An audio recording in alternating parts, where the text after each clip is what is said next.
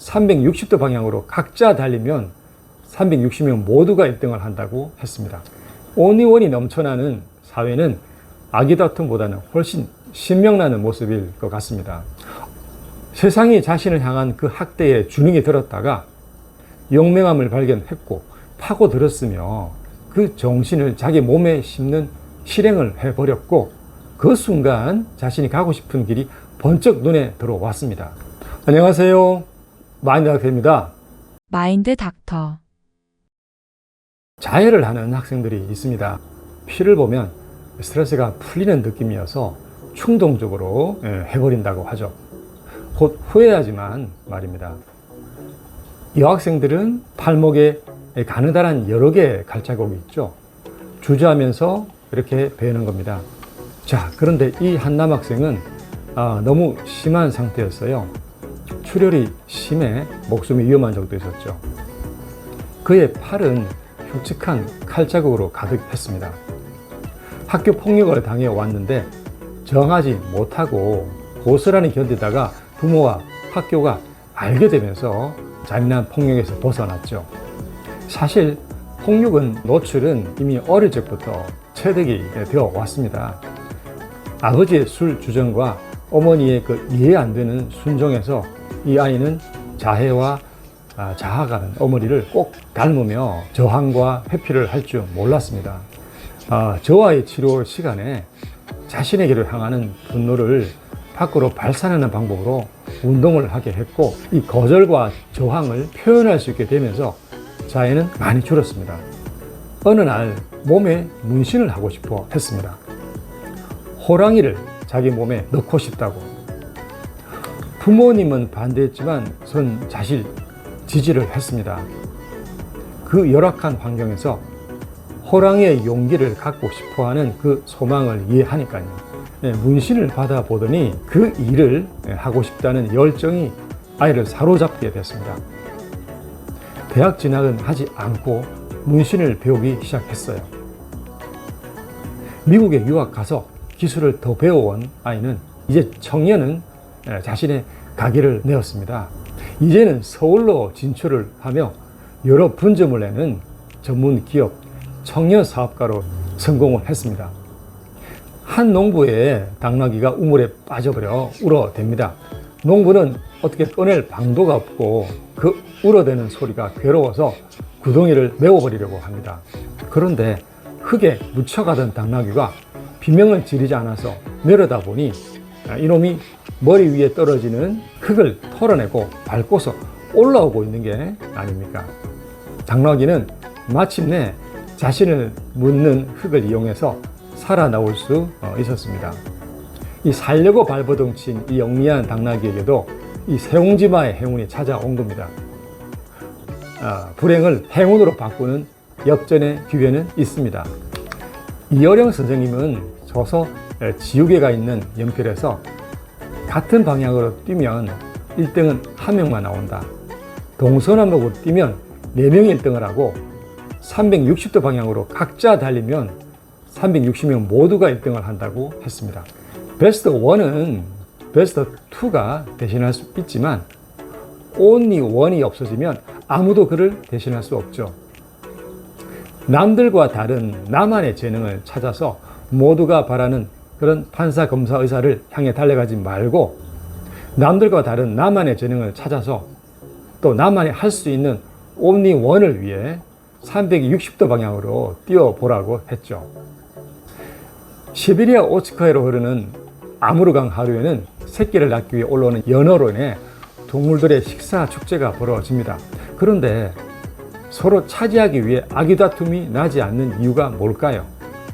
머리만 먹는 놈, 내장이나 눈만 먹는 놈들은 이렇게 서로 먹는 부위가 달라서 서로 살 길 찾으니 나름의 평화를 이루는 겁니다.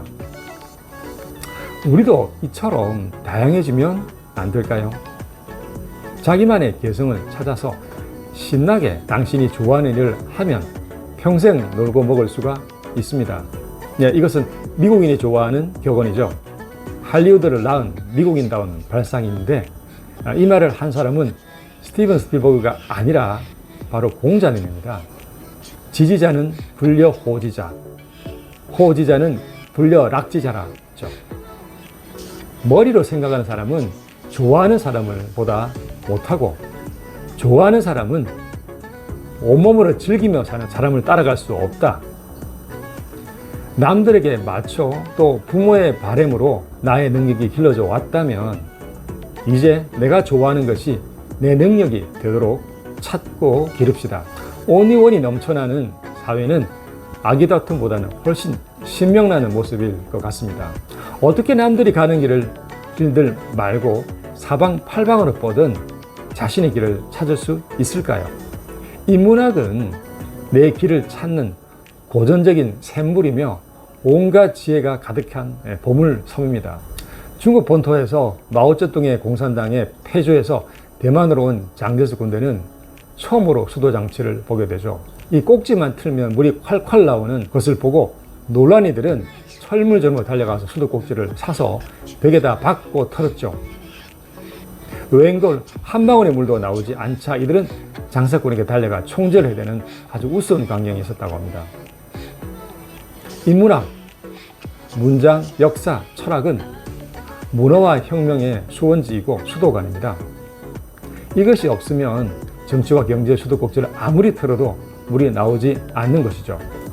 얼마 전까지 인문학의 열풍이 전 세대에 불었는데 지금은 다소 사그러지는 느낌입니다.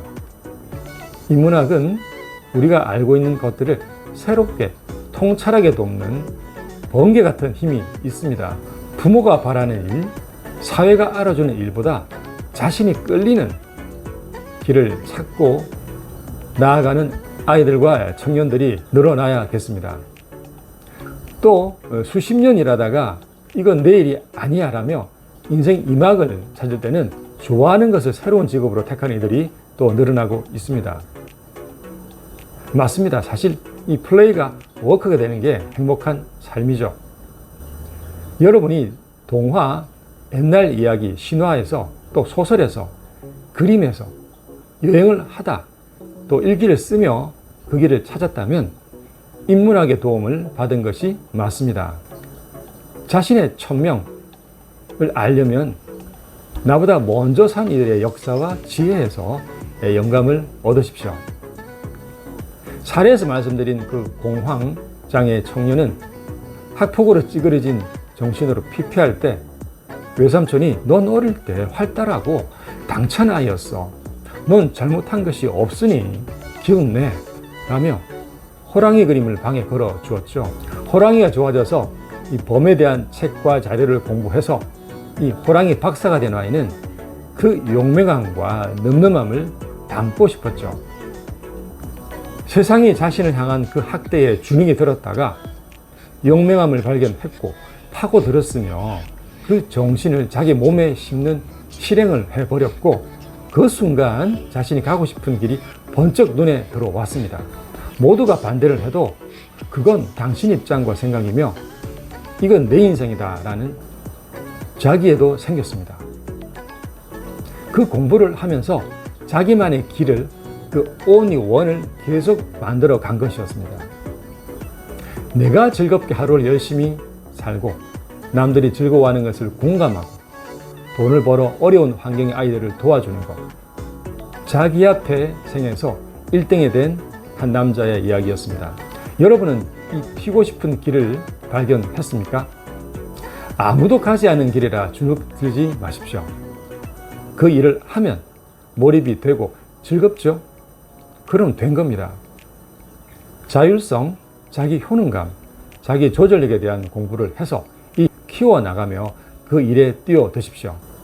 어느 날 당신은 전문가가 되어 있고 당신은 팔로우하는 이들이 늘어남을 알게 되며 자기 주도적인 삶을 잘 시작했음에 그 성취감을 또한 느낄 것입니다. 감사합니다. 많이 잘 배웠습니다. 이 영상에 관심 있을 분들과 공유해주세요. 마음의 치유와 평온을 돕는 마인드 닥터입니다.